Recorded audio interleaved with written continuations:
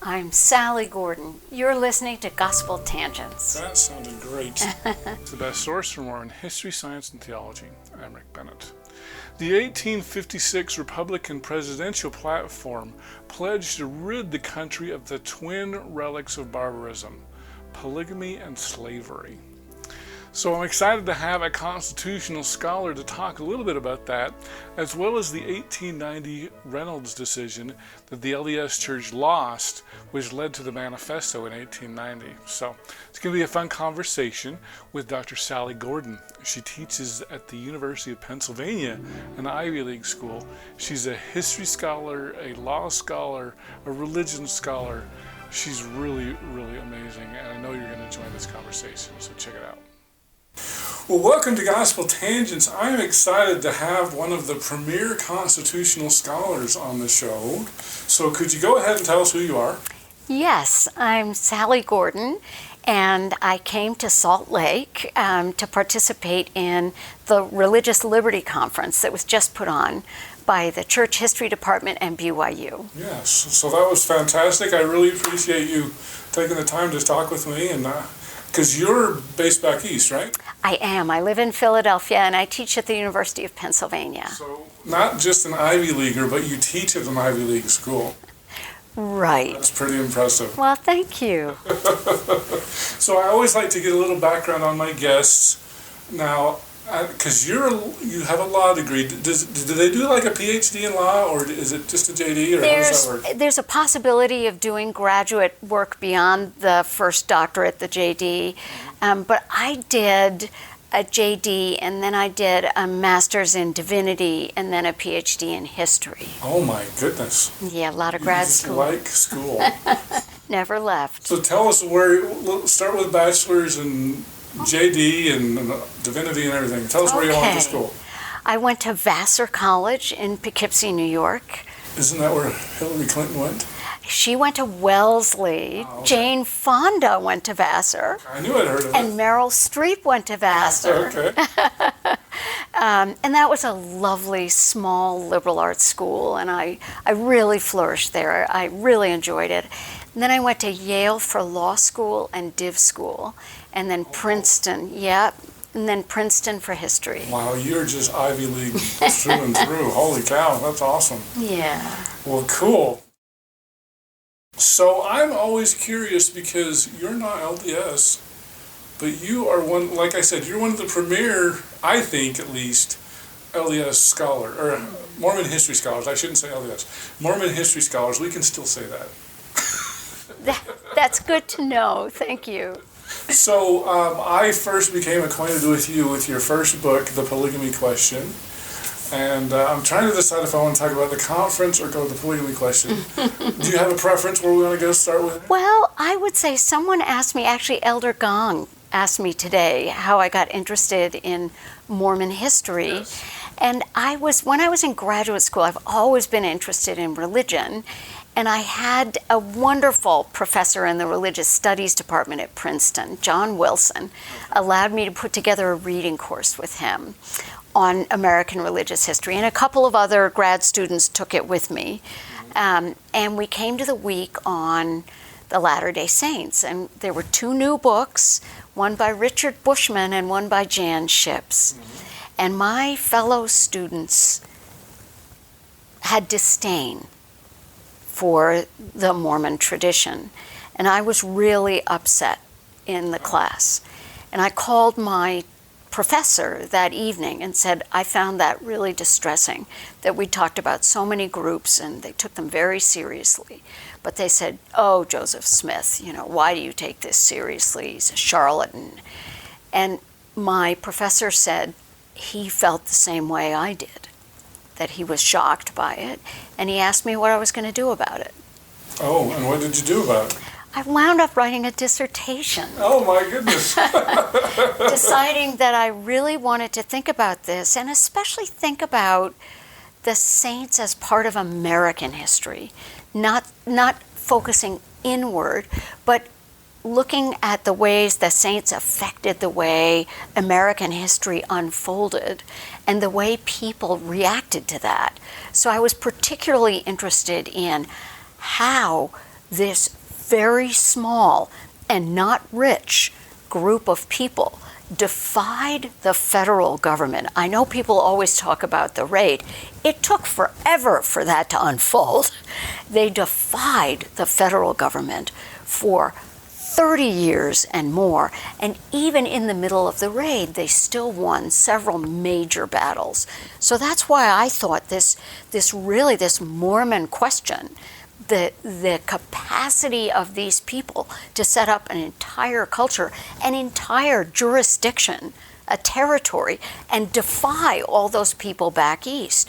It showed both the weakness of the federal system, the limits of what the federal government could do, and what a really determined bunch of people could accomplish. Wow. So that it was really interesting to me. These people caused a lot of trouble. So did your dissertation lead into the book?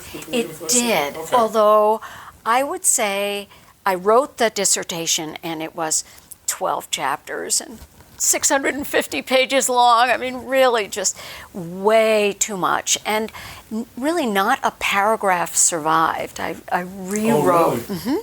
I did at least as much work after the dissertation to get it to a book as I did on the dissertation itself. Wow. So I sort of learned how not to do it and then tried to do a better job. Well, I have to tell you about, it's at least 15 years ago. I know women do a lot of book clubs, but I was actually in a Mormon book club with a bunch of guys, and your book was part of our book club. Thank you. So we read your book. We also read Catherine Dane's More Wives Than One, and so I really enjoyed your book because it was, for one thing, it was from an outsider, and it's pretty rare. Well, it's not too rare. It's getting to be less rare, which I love. But it's interesting to see how it comes from a constitutional perspective, because is that kind of your background? You're a constitutional scholar, right? I am, and I teach both in the history department and the law school. So I'm tenured in 2 departments, so it means a lot of faculty meetings. But it also means I get to teach law students, history graduate students, and I get to teach undergraduates, which is a special pleasure. Yeah. So I would say that when I started graduate school, what I really wanted to do was to think about church and state, which is what lawyers call the law of religion, really across American national history. So 1776 to as far as I could get it. I started working in about 1990, and here we are 32 years later. Wow. Yeah, and I still love my job, and I still love my topic. And I've written not just about the Latter-day Saints, but I've written about Methodists and Reformed Jews and Catholics. So one of the things that I find most inspiring by American history is how many people have made a difference. Yeah. Well, so can you tell us, there was the 30 years roughly from, I think, 1852, which was when the Brigham Young announced the revelation publicly. Right. And then it was 1890, more like 40 years before the manifesto. That's absolutely right. So can you tell us about, I've heard this question, and hopefully you can answer it. I kind of want to get into the Reynolds case a little bit. I am not a lawyer at all, but some of those cases, I believe it was in your book. It's been a while since I read it, but I believe it was in your book where you said this was the first case where religion lost when it came to the Constitution. It was the first Supreme Court case on religion. Okay. Earlier cases, twice, cases had arisen that were against states or local governments, one in Baltimore, one in New Orleans, and in 1832 or 33, and again in 1845. And in both cases, the Supreme Court held unanimously that they had no jurisdiction, that the constitutional protection of religion was addressed only to Congress. So the Supreme Court could only consider federal questions, not ones that arose in states. The reason that the Reynolds case got to the Supreme Court of the United States is that it came from a territory where the federal government controlled the territorial government. They paid for the entire territorial government, for one thing.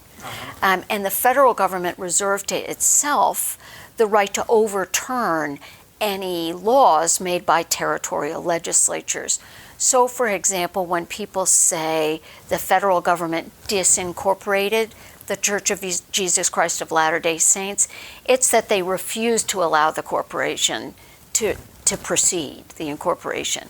They reversed and that the was what legislature. Year, they reversed the legislature first formally in 1862.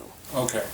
Well, was that the Edmunds Act? It was the Morrill Act, the Morrill Anti-Bigamy Act, and it doesn't mean moral like M-O-R-A-L. Yeah. It was Justin Morrill, M-O-R-R-I-L-L, from Vermont, who at that point was a Republican congressman, but then became a very powerful Republican senator for a long time and was deeply dedicated to eradicating polygamy. It's so funny that Mormons are so Republican because the Republican Party was founded on what? Why don't you tell us? Well, the Republican Party was founded, honestly, by the collapse of the second party system over slavery. And the Whig Party virtually disappeared, and the Democrats flourished. The Republican Party was formed to try to begin to articulate some kind of pushback against the Democrats, and they were unsuccessful at first. They were formed in significant ways to begin to try to take control of what was a vastly expanding slavery, slave empire, moving west all the time. Slavery grew and grew and grew. Almost 2 out of every $3 were made through the South. It was rich, it was powerful, it was growing, and very aggressive. And so there were the twin relics of barbarism, right? Yes. Yes. What were those? Well, that was the first presidential party platform of the Republican Party. Dedicated itself to eradicating the twin relics of barbarism, polygamy, and slavery in the territories. And there was a real question about what Congress could do in the territories. It was not clear that they could ban either. So it was wishful thinking. One of the reasons that there's some connection between polygamy and slavery in traditional societies. They often were practiced side by side. But one reason that you can see as a political reason for including polygamy, even though it was just such a tiny group of people, is that it was immediately and uniformly unpopular.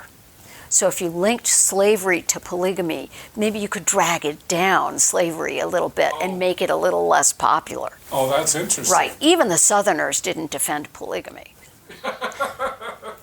So that, I think, was expeditious in that sense. So that's why they linked those together, was really to pull down slavery? Well, I think it had, there's never one single reason for a political act. It's more like a sausage. Right. But you can definitely see polygamy, Buchanan sent the army out to Utah because he and other Democrats were deeply worried that having a Mormon majority approving of polygamy in a territory made popular sovereignty look really bad. States' rights. Exactly. And even Stephen Douglas, the states' rights popular sovereignty guy, supported sending the army to Utah. So. The same Stephen Douglas as in Lincoln Douglas, right? Yeah, exactly. I hope you enjoyed our conversation with Dr. Sally Gordon. In our next conversation, we're going to talk about Cody Brown's lawsuit, where he tried to overturn the provision in the Utah Constitution banning polygamy. Why wasn't that successful? Everything fits with two people. If you're going to bust that open, That's a much, much bigger change than the two big constitutional changes we've seen in marriage, interracial marriage and same-sex marriage. Those aren't complicated as a matter of the functioning of bureaucracy at state or federal levels. If you'd like to hear the entire interview uncut, please subscribe to patreon.com/gospeltangents for just $5 a month. Patreon is spelled patreon.com/gospeltangents. If you'd like to watch the entire video, you can subscribe at YouTube, Patreon, or on my website at gospeltangents.com and click the yellow subscribe button for just $8 a month. PDF transcripts are just $10 a month, and you can get those on patreon.com/gospeltangents or on my website. I'll send those to you as soon as I've finished completing it. If you'd like to get a paperback and PDF, just subscribe for $20 a month at either Patreon or on my website. Individual paperbacks are available at Amazon.com. Just do a search for Gospel Tangents Interview, and you can find all of our past interviews there. Show your Gospel Tangents pride by purchasing a t-shirt on our website at gospeltangents.com/shop. Subscribe on Apple Podcasts at tinyurl.com/gospeltangents. You can get our latest updates by friending me at Facebook, or you can also follow our page at facebook.com/gospeltangents. Become an insider and you can see the newest videos. Follow us on Twitter at Gospel Tangents. Click here to subscribe, here for a transcript, and over here we've got some of our great videos. Thanks again.